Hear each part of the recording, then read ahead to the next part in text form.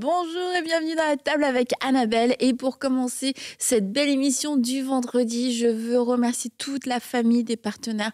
Un grand merci à vous tous. Et j'aimerais aujourd'hui vous lire un témoignage de Ruth qui est aux États-Unis. Alors Ruth nous raconte qu'elle a suivi un live pendant la semaine des miracles et qu'un miracle s'est produit. Dieu a guéri ma fille de l'eczéma pendant la semaine des miracles lorsque Aurélie et Nadine avait prié pour les enfants qui souffraient de maladies de peau.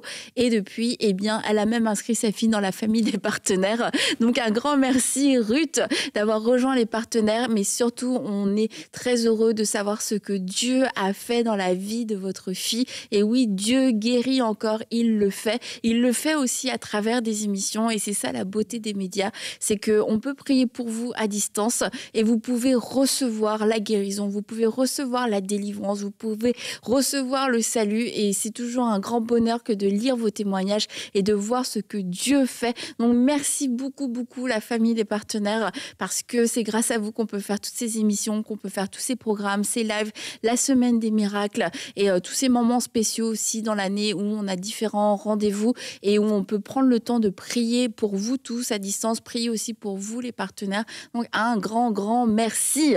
Et vous le savez, cette semaine nous étions avec Pasteur Dorothée Radja et nous avons dit on a une surprise. Nous n'avons pas menti et regardez notre surprise. Oui, Louis Radja est avec nous aujourd'hui. Tu es en bonne compagnie, hein, Louis.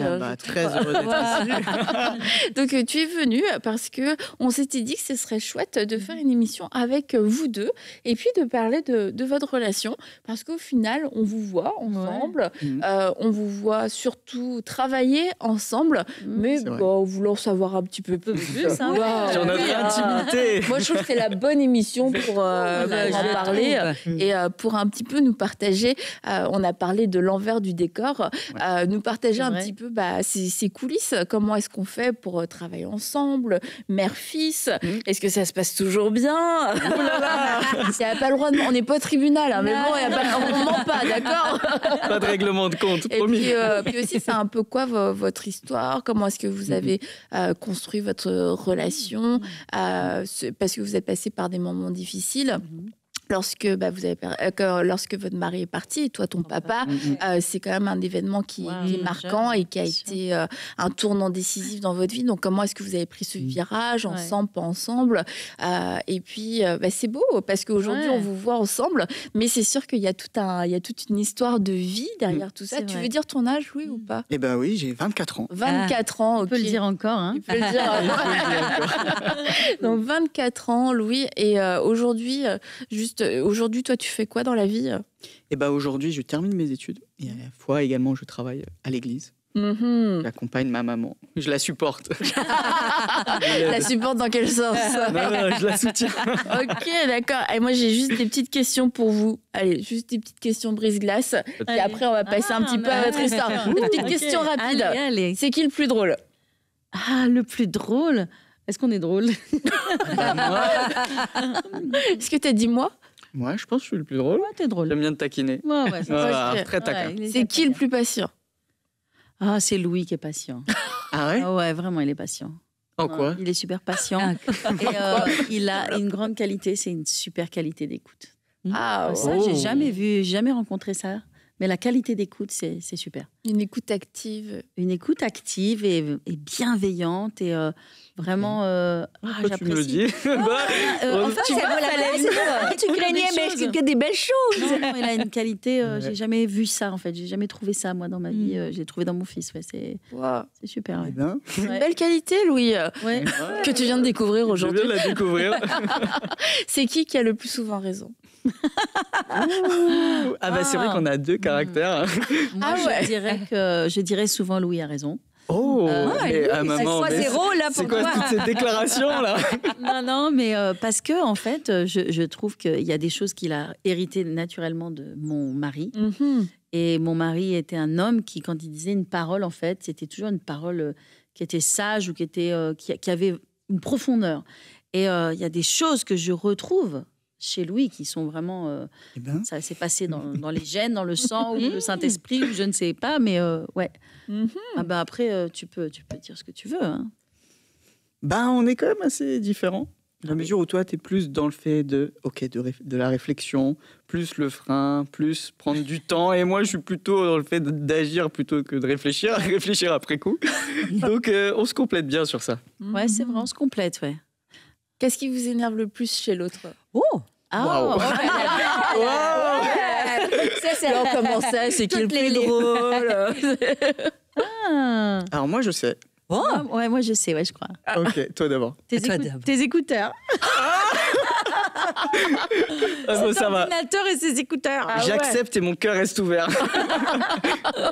Moi, ça serait que, je trouve que parfois tu peux manquer de confiance en toi, alors que tu as tellement de qualités, tu as tellement de belles choses, mais tu te mets moins en avant que tu devrais.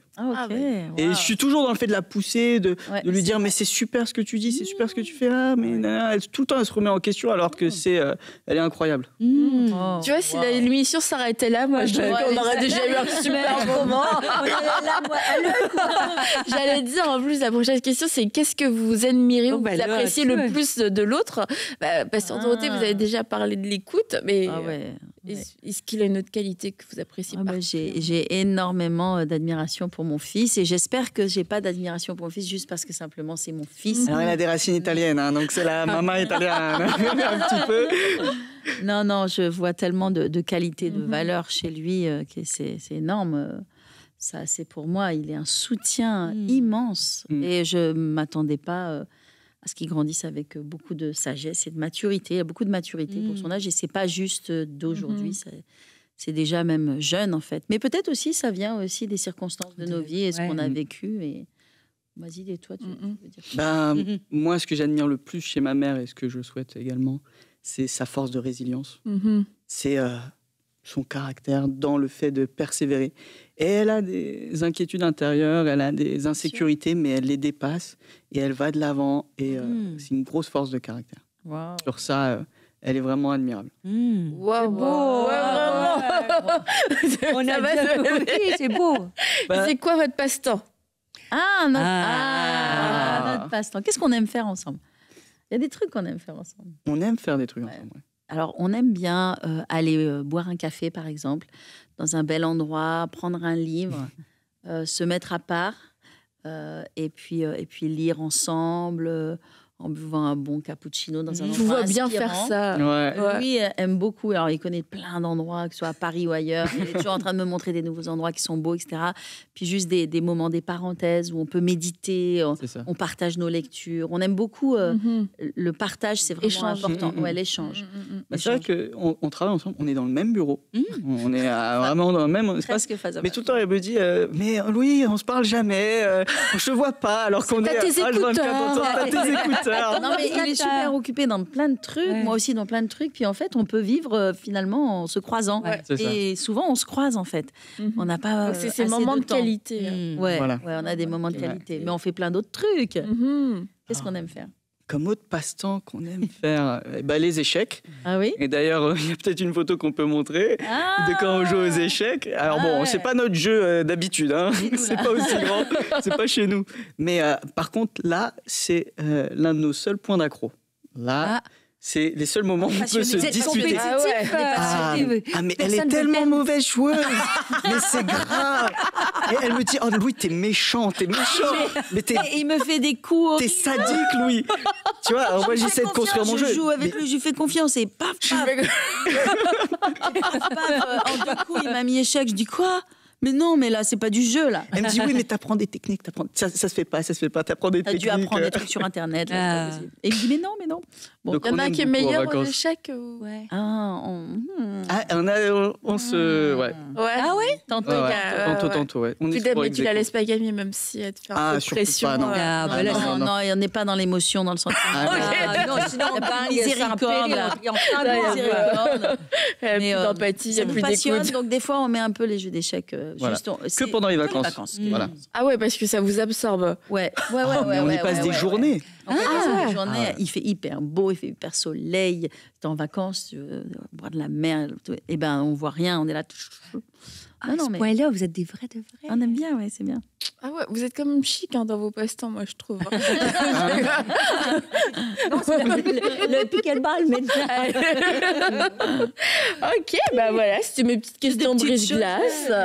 Et alors peut-être pour revenir à la genèse de tout ça, parce que moi j'avais déjà entendu votre témoignage, c'est que Louis, c'est une naissance, c'est un bébé miracle, un aussi. petit peu, un bébé attendu, un bébé très mignon d'ailleurs. On va voir, Louis, si on te reconnaît dans tes premières. Mimi. Là, c'était la présentation au Seigneur. Donc, il a entre 2 et 3 mois. Là, ouais. Ok, donc Louis était un enfant bien attendu. Oui. En fait, après m'être mariée, au bout de quelques années, j'ai eu le désir d'enfant. Et puis, j'ai eu la surprise, en fait, de dire, les enfants, ça arrive. Je pensais que ça nous tombait dessus, quoi. En fait. Je pensais qu'il fallait un peu s'en protéger, s'en prémunir, mais non, en fait, ça vient pas aussi vite que prévu. Et puis, et donc j'étais un petit peu attristée parce qu'au bout, c'est pas rien de catastrophique, mais au bout d'1 an et demi, toujours rien, et ça me touchait. Et je me rappelle un homme de Dieu qui était venu prêcher à l'église, que je connaissais pas, rentre dans notre bureau, et puis il m'a même pas salué, en fait. Moi, j'arrivais d'une autre pièce, et puis il m'a pointé du doigt, il m'a dit, toi, la petite il m'a dit, toi, tu as un désir d'enfant. Et le Seigneur te dit, il est venu en avril-mai, et le Seigneur te dit que Dieu va te donner ce que ton cœur désire à la fin de l'année. Et j'ai été enceinte en décembre. Et j'ai annoncé à mon mari en début janvier, je me rappelle.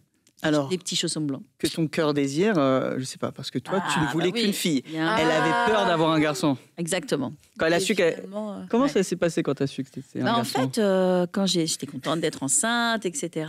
Et puis après, j'ai dit, oui, mais Seigneur, attends, tu veux que tu me donnes une fille, non, tu peux pas me donner un garçon. Un garçon, je ne saurais pas faire. Je ne saurais pas faire, je saurais pas gérer, parce que j'ai vu des mamans quand même élever des garçons qui n'étaient pas simples, quoi. Et, je dis, oh là là, dis donc, il y avait du job, quoi. Et moi, je dis, non, moi, je ne saurais pas faire. Donc, je veux une fille, ce qui est complètement, ça n'a pas de sens de dire ça. Et mon mari dit, non, ce sera un garçon. Et j'avoue que je vais dire un truc qui va un petit peu t'embarrasser, pardon, déjà. Mais j'ai dit, quand est venu l'écho, j'ai dit, Seigneur, il y a des choses que je ne veux pas apprendre par l'échographe, par le médecin, et des choses que je veux apprendre que de toi. C'est toi qui dois me dire. Toi qui dois me dire quel est le sexe de l'enfant, parce que j'avais cette prière et tout.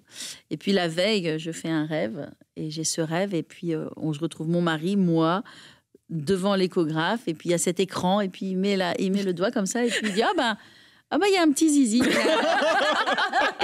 C'est tellement gênant. Et ça, c'est le rêve. Et je me dis, non, je vais, et vous savez quoi, évidemment. J'ai pas besoin de le répéter. Si vous voulez l'entendre, peut-être. Non, ça va aller. Bon, on n'a pas de photo, là. C'était qu'une échographie. Et donc voilà, je rends grâce à la déprime. Un jour ou deux, j'étais un peu secouée. Là, je dis, oh là là, comment je vais faire et tout. Mais non, ça a été l'amour, évidemment, comme tous les parents, au premier regard, c'est là. Et puis voilà. Et j'aime bien dire ceci, que c'est vrai que je savais dans mon cœur que j'aurais qu'un enfant. Et je le savais. Donc, Et quand je l'ai porté dans mes bras, je dis, et je veux dire à tous les parents et tous les futurs parents, je savais que je portais quelqu'un qui était plus important que moi. J'avais vraiment cette parole. Ouais. Je l'ai parfois dit à l'église, quand je témoignais, je savais que je portais dans mes bras quelqu'un qui était plus important que moi. Et je pense que ça ne veut pas dire qu'on n'éduque pas notre enfant et qu'on ne lui apprend pas des valeurs, etc. Et on ne sait pas tout est permis et tout est possible. Ce n'est pas ce que veut dire cette phrase. Mais c'est vrai qu'on est en charge d'une destinée. Absolument. On a une responsabilité. Je sais que, voilà. Et donc, c'est important, ouais. Et dans les premières années, comment est-ce que vous étiez déjà dans le ministère et très bien occupé Et j'imagine, toi, tu es un petit garçon d'église, du coup, Louis. Moi, j'ai grandi dans l'église. C'est mon aire de jeu, l'église. La banane à l'église. Le sourire d'une oreille à l'autre. Ouais. Donc, tu as fait toutes les réunions, tu as rencontré tous les invités, les voyages. Ils voyageaient aussi avec vous? Ouais. De temps en temps, ouais. Ok. Et toi, qu'est-ce qu'il y avait dans ton cœur par rapport à ça? Est-ce que tu as toujours su, ok, je sais que moi aussi, un jour, je servirai le Seigneur, ou non, ou tu voyais les choses différemment? C'est marrant, j'y réfléchissais il y a quelques temps et je me disais quand même, j'ai eu la chance. Et je pense que ça a fait qui je suis aujourd'hui. Qu'il n'y avait pas le monde des enfants et le monde des parents. Et ma mère et mon père m'ont toujours intégré dans ce qu'ils faisaient. Et ils m'ont toujours, en fait rentrer dans l'équipe. Et même si j'avais 6, 7, 8 ans, par exemple, quand il y avait besoin de prier, d'intercéder, je priais, j'intercédais avec eux. Quand c'était des choses du ministère, etc., ils me posaient des questions, ils m'en faisaient part. Et moi, j'étais tellement intégré. Et je me sentais tellement valorisé de ce que mon avis comptait, de ce que... Et en plus, je participais au miracle. Je participais à voir le témoignage. Quand tu pries, que tu vois que la personne, il lui arrive ci, ça, Dieu agit et tout ça. Ça te permet aussi de grandir dans ta foi. Et parfois, c'est triste, mais en parlant avec des parents, il y a le monde des enfants et puis il y a le monde des parents où parfois c'est dissocié. Et je trouve ça n'aide pas dans cet esprit d'équipe.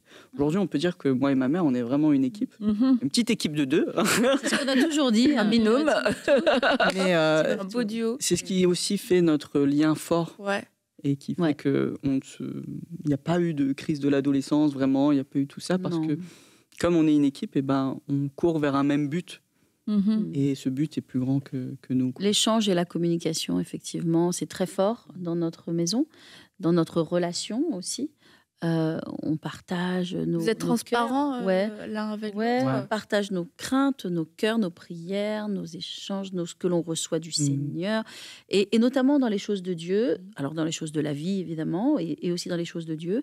Et je pense que c'est important d'associer son enfant et lui aussi, il me partage ce qu'il reçoit de la part du Seigneur. Ça m'intéresse, ça me passionne. Et je lui dis aussi ce que je reçois. Vous parlez de tout? Oui. Ah oui, de tout, ouais, de tout. Ouais, je pense. Je réfléchis. Est-ce que j'ai fait des cachotteries à ma maman? Non, il y a des futurs, la future. Non, c'est ça. Il n'y a pas de sujet tabou entre nous. Non. Tout ce qu'il y en a. Tout ce même des fois, elle m'en parlait un peu trop. De tout, par exemple, le projet bâtiment, là, toutes les crades, etc. Forcément, j'étais au courant. Et ça a permis de voir Dieu agir à chaque fois. Et c'est ce qui a bâti ma foi aussi. C'est vrai aussi, oui.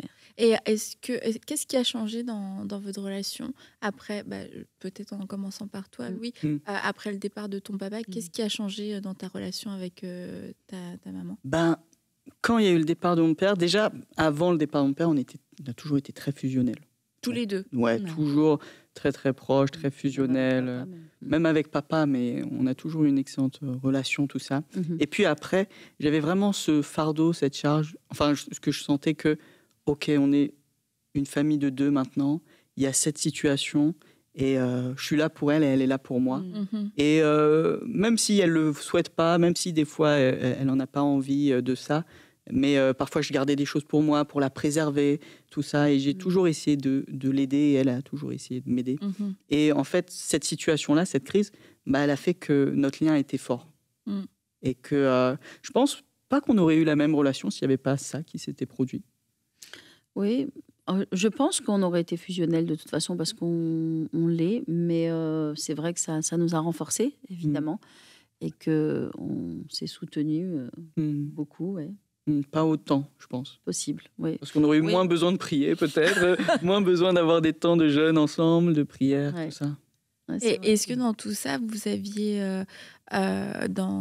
après le départ, est-ce que vous avez réussi tout de suite à communiquer, à partager, même si vous vous préserviez l'un et l'autre, à partager encore des temps fun et tout ça?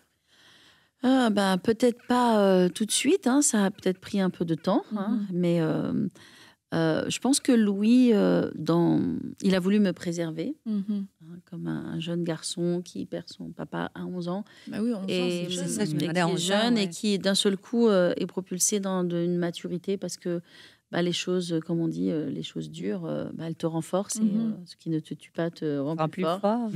Et il m'a préservée parce que moi, ça a été évidemment un stress avec tout ce que l'on entend entre... continuer l'église, etc. Mais toutes les situations avec le bâtiment et autres. Et voilà, il a pris beaucoup sur lui. Et je le regrette parce que les douleurs, certaines douleurs par lesquelles il est passé dans l'enfance, il ne me les a pas partagées. C'est vrai que nous, les parents, on aime nos enfants et tout, on pense que tout va bien. Et ce n'est pas parce qu'ils ne disent pas que ça ne va pas. Et si je devais refaire les choses, j'aurais été encore plus attentive et plus à essayer de comprendre ce par quoi il passait. C'est vrai que pendant les 2 premières années, on peut dire qu'on se croisait. Parce que toi, tu avais toutes ces situations, toutes ces crises, etc. Ouais. Tu rentrais tard, moi j'allais à l'école, je me couchais, etc. Et on se croisait simplement. Et moi, je ne le regrette pas, ce temps. Parce que toutes choses ça forge. font aujourd'hui ce que je suis aujourd'hui. Et c'est ce qui m'a permis aussi de plus m'appuyer sur Dieu, de plus me confier à Dieu. Quand mon père est mort, j'ai fait cette prière. Le jour où j'ai appris qu'il était mort, j'ai dit, à partir de ce jour, je fais de toi mon père. Et ça, c'était pas une prière que j'avais besoin de faire avant, parce que j'avais un super foyer, une super maison, j'avais un père. Mais là, quand il te manque ton père, tu sens que tu as besoin d'un appui. Et là, j'avais besoin de Dieu. Et donc, il y a des soirs, il y a des nuits où j'avais 11-12 ans, où je pleurais dans mon lit. Et au lieu de les pleurer dans les bras de ma maman, je les pleurais dans les bras de Dieu, quoi. Et aujourd'hui, ça fait partie de mon témoignage. C'est vrai. Et tu n'as pas eu 11-12 ans, mais plus le temps avance, l'adolescence, tout ça, des pourquoi ou non, tout de suite, ça a été... Si, j'en ai eu. J'en ai eu des pourquoi. J'ai eu un long deuil, en fait. Comme j'avais tout camouflé et que... Je me rappelle quand tu m'as annoncé que papa était parti, j'étais sur tes genoux, j'ai commencé à pleurer. Puis comme c'est une maman, elle est protectrice, elle m'a dit mais Louis, s'il te plaît, ne pleure pas. Et je m'en souviens. Et ça m'a marqué. Et donc j'ai ravalé mes larmes. Et pendant en fait 5 ans, je n'ai pas pleuré mon père. J'ai pas fait mon deuil. Mais j'avais quand même en moi cette incompréhension. J'avais de l'agressivité, de la colère parce que j'avais pas fait ce deuil. Et puis, je ne vais pas rentrer dans tout le témoignage, mais Dieu a agi un jour et Dieu m'a totalement libéré. Et j'ai pleuré toutes les larmes de mon corps en une nuit, en une matinée. Et puis, j'ai été totalement libéré. C'est beau. Ouais. Et voilà. Dieu l'a conduit dans un processus, en fait. Vraiment, il a entendu le cri de son cœur et tu as eu une expérience spirituelle dans une nuit où le Saint-Esprit a vraiment... Il a tout retiré. Et avant, limite, je ne pouvais pas regarder des photos de mon père. Je ne pouvais pas écouter sa voix, sa cassette. Quand mes amis parlaient de ce qu'ils faisaient avec leur père, je sentais mon cœur physiquement se serrer. Et puis, le Saint-Esprit a agi en une nuit à travers d'un rêve. Et du jour au lendemain, tout a basculé. Le lendemain, après avoir tout pleuré, j'ai passé ma journée à écouter ces cassettes, à regarder des photos. Et depuis ce jour, je n'ai jamais ressenti une douleur. Cette nuit-là, il a eu un rêve. Dieu l'a visité par un rêve. Il a vécu l'enterrement de son père, en fait. Et puis, il arrivait à 4h du matin dans ma chambre. Il était en larmes. Il était en plein dans le fait de tout ce qui était bloqué sortait. Et après, il a été guéri. J'avais pleuré pendant plusieurs heures. Plusieurs heures. Et puis ensuite, c'est totalement parti. Vraiment. Et je crois que c'est aussi par les prières de ma maman. C'est certain. Certain. Et est-ce que c'était, toi, dans ton ambition, dans tes projets, que de travailler avec pas du tout. Pas du tout. Mais je ne voulais pas. Le rêve de ta vie, comme tous les fils, de travailler avec leur mère. Je voulais faire de l'économie, de la finance. Je suis allé en fac d'éco pour faire de la finance. D'entreprise, etc., pour partir. Et puis, en fait, au fur et à mesure, des choses qui tirent, des choses en moi, des choses, envie d'aider, de servir. Et puis, au fur et à mesure, juste l'abandon, quoi. Et vous le saviez. Moi, ce qui est très important, moi, je me positionne comme une maman qui ne veut pas dépendre d'eux. Parce que c'est très facile, justement, dans ces situations, de dire, tu vas tout déverser sur ton enfant, tu vas rester accroché à lui, voilà. Et je veux surtout pas entrer dans ce schéma de maman, donc je veux qu'il fasse sa vie, qu'il soit heureux, qu'il fasse ses choix. Et si Dieu lui parle, mais moi je serai pas Dieu. Je serai pas Dieu, ce sera pas moi. Si Dieu lui parle, il lui parle, mais ça passera pas par moi. Parce que le schéma est trop dangereux. Mais quand même, est-ce qu'au fond de vous saviez où était sa place? Eh bien, écoutez, oui. Bien sûr. Disons que tout ce qu'il fait et tout ce qu'il a dans son cœur ne me surprend pas. Ça ne me surprend pas, et ça ne me choque pas, ça me fait plaisir. Et en même temps, moi, je ne me permets pas d'aller dans cette direction et je le laisse Donc c'est lui, au final, c'est toi qui es venu. Hein. Alors, c'est toi qui es venu chercher dans son cœur, ouais. Mais quand même, tu m'as, on va dire, un petit peu ouvert la porte, un peu d'une façon, on va dire, pas très politiquement correcte, dans la mesure où ma mère aime bien me dire, bon, bah, tu vas partager demain, tu vois, ou par exemple, bah, tiens, prends le micro, fais ci, fais ça. Et par exemple, depuis tout jeune, elle me donnait le micro pour traduire mon papa, alors que j'avais 10 ans, par exemple. Ou pour intervenir juste avant le message. Elle aimait bien me faire ces petites sortes de surprises aussi. Donc, mettre un petit peu dans le bain. Oui, mais elle était guidée parce que tu es un excellent communicateur, vraiment, avec beaucoup de profondeur, d'authenticité. Merci. Et quand on t'écoute, je pense que c'est... Elle avait raison. Je prends ce compliment, vraiment. Je suis sur un lancement de... Oui. Mais, ça, honnêtement, on voit les communicateurs et vrai de vrai. Merci. Et parce qu'en fait, on te voit, donc c'est sûr, tu prêches bien. Tu t'occupes aussi des jeunes à l'église. Des jeunes de l'église. Mais tu es aussi...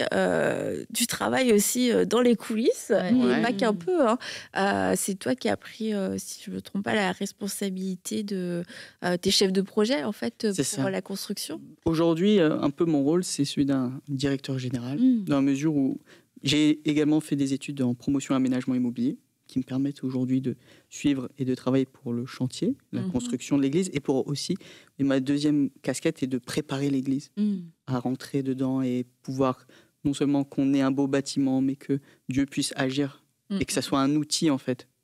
Et donc, ça aussi, c'est tout un témoignage parce que je voulais pas le faire. J'étais torturé de l'intérieur.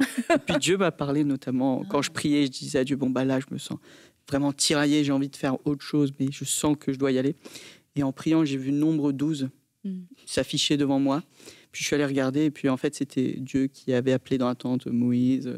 Et il avait dit, je parle à mon serviteur de bouche à oreille, et je ne le laisse pas perplexe. Et quand je priais, je disais, Dieu, je suis perplexe. Donc là, j'ai dit, bon, j'ai appelé tout de suite ma mère, je pleurais, je disais, bon, ok, j'accepte, je viens.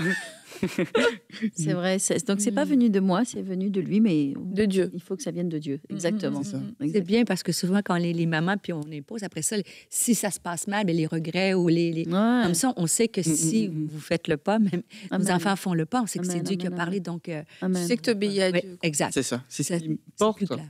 Comme tu disais, la parole de Dieu, elle nous porte. Quand c'est difficile, on sait que malgré tout, on est au bon endroit. Donc, tous les jours, vous travaillez ensemble maintenant. Ouais. C'est chouette. C'est vraiment une grâce, un cadeau. C'est une bénédiction. Et comment vous faites pour passer d'une casquette à l'autre? Est-ce que vous passez d'une casquette à l'autre ou est-ce que naturellement les choses se font? La casquette, des fois, elle part du bureau et elle arrive jusqu'à la maison. Il n'y a pas vraiment de casquette, c'est la même en fait. À la maison, parfois, j'ai dit, maman, ça continue, maman, il est minuit, je veux me coucher, là, de quoi tu me parles? Donc ça continue. Parfois. Parfois.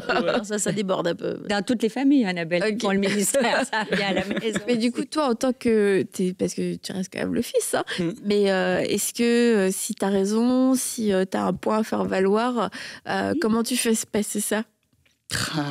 Comment ça se passe? Louis a beaucoup de sagesse, beaucoup de tact. Diplomate. Ouais, très diplomate, exactement.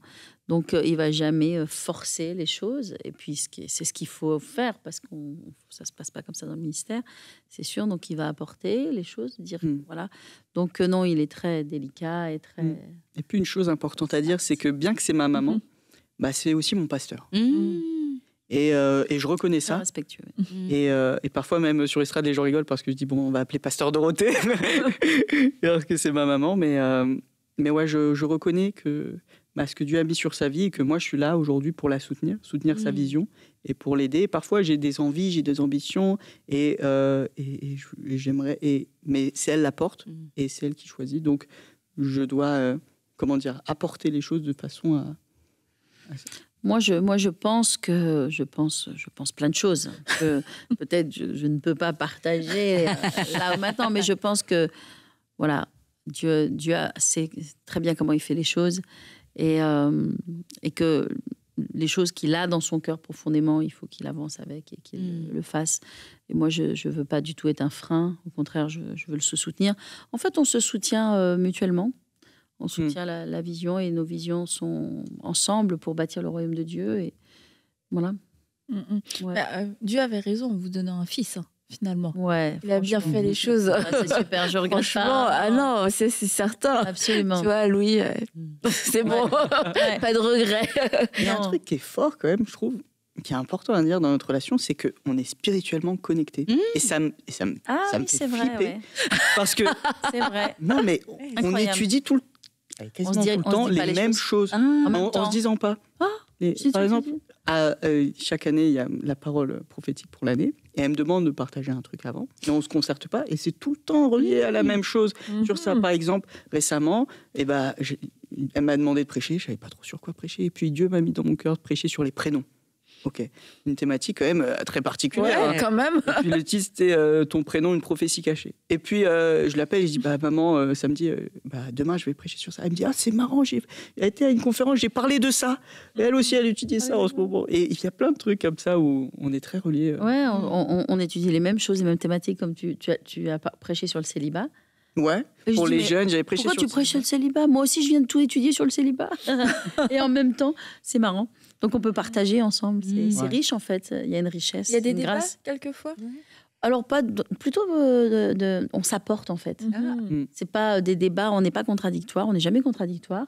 Mais je t'amène des éléments et je te montre. Ah ouais, d'accord. Et moi, Donc, en fait, on se bâtit ensemble. Et une bonne chose aussi, c'est qu'on n'est pas rancunier.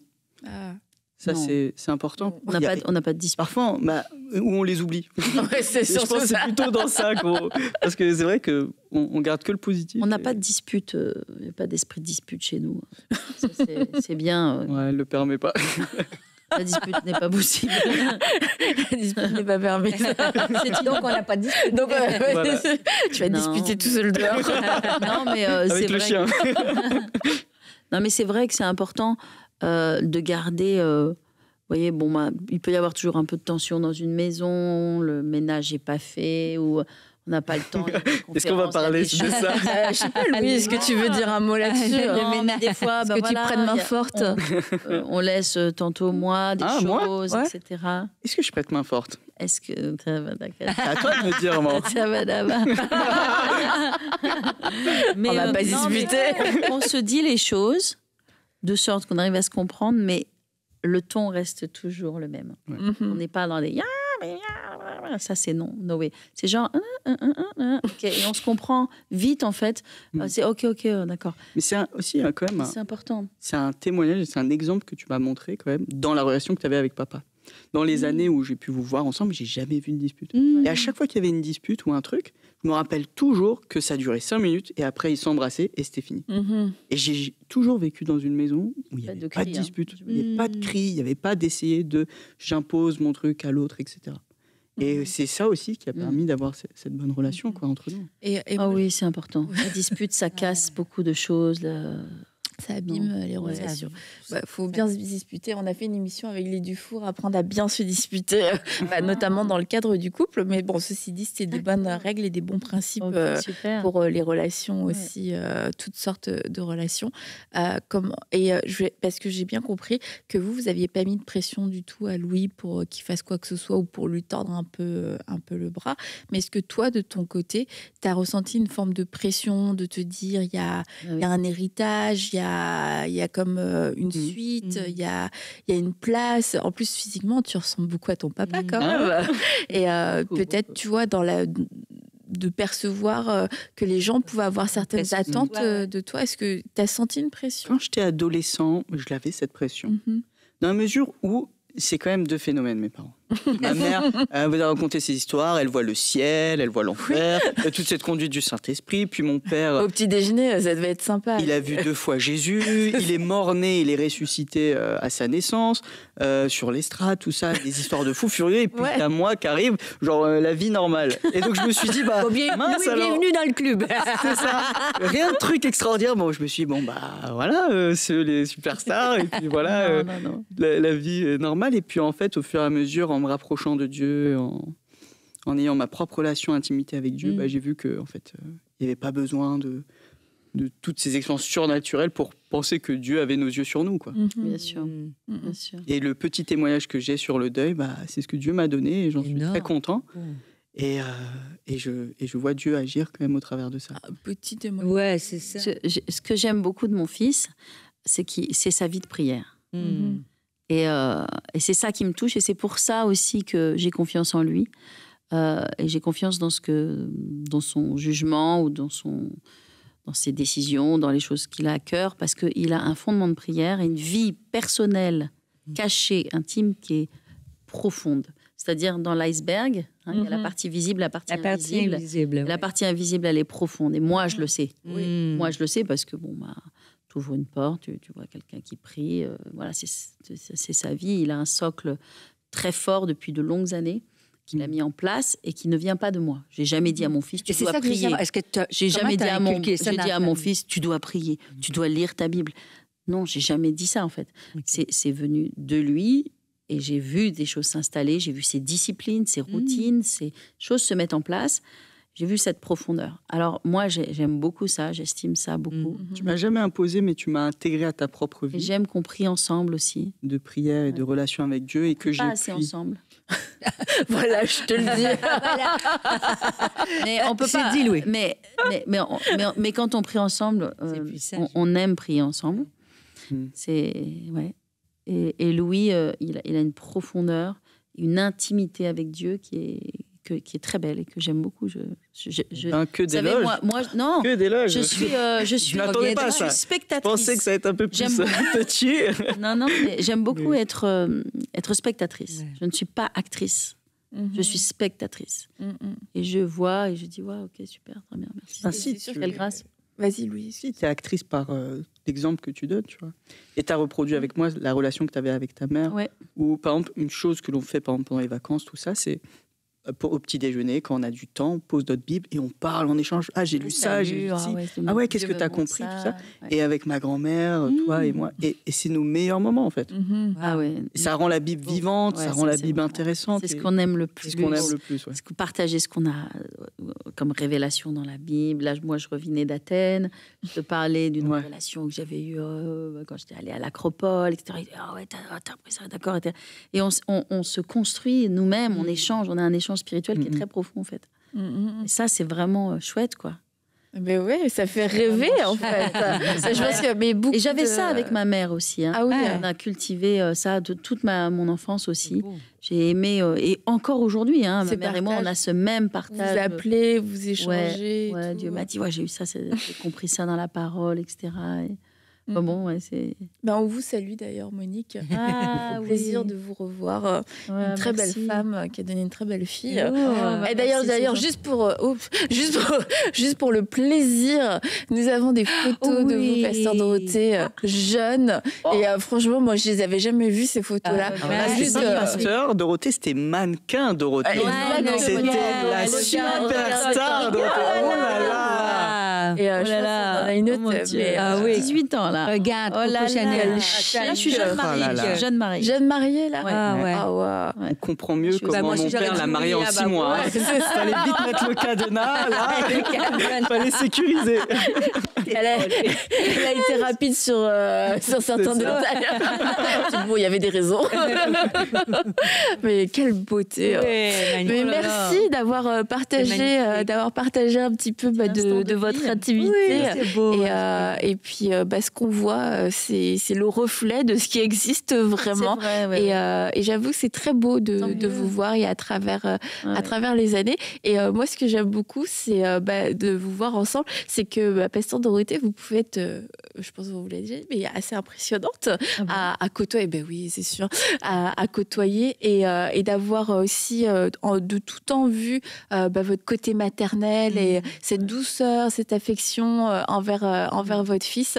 Ça a toujours été très inspirant. Et puis de voir Louis aussi, comment à la fois t'es détendu, mais le respect, c'est vrai, c'est très fort, ce respect que tu as à la fois pour ta maman, mais aussi pour la femme de Dieu qu'elle est. Et que je pense pas que tu sois en mode d'appuyer sur des boutons, ça se fait naturellement. Et de voir, en fait, vous avez construit ça au fur et à mesure. Et qu'à travers l'épreuve, votre relation s'est s'est fortifiée, n'a pas été détruite. Non. Et je pense que ça aurait été le plan parfait du diable, mais il a échoué. Mais il a bien échoué. Et aujourd'hui, vous êtes un duo, un binôme dangereux pour les ténèbres, vraiment, et fort dans votre complicité, dans votre amour, et puis dans votre complémentarité de vos forces, et de vous voir de voir ce que Dieu est en train de faire à travers vous pour tout le ministère de Paris Centre Chrétien et pour toute la francophonie. Du coup, je pense que c'est encourageant, et c'est encourageant de se dire c'est possible aussi d'avoir une belle relation avec ses enfants, de travailler ensemble, de collaborer ensemble.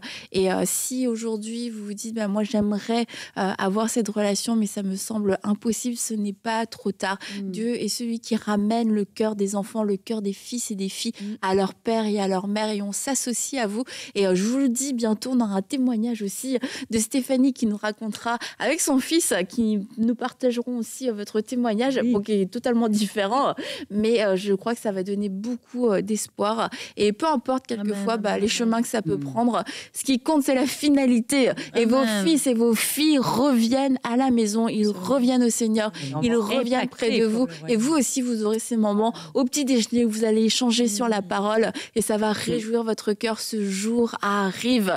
Un grand merci. Merci à vous. C'était super. C'était Louis, t'as pris plein de compliments. Mais là, c'est la meilleure publicité pour moi. Tu pourras regarder l'émission en boucle. On va partager. Quand il me disputera, maman, souviens-toi de ce que t'as dit là. Et merci beaucoup d'avoir accepté de vous ouvrir et de l'avoir fait. Et on se dit à très bientôt. Bye bye.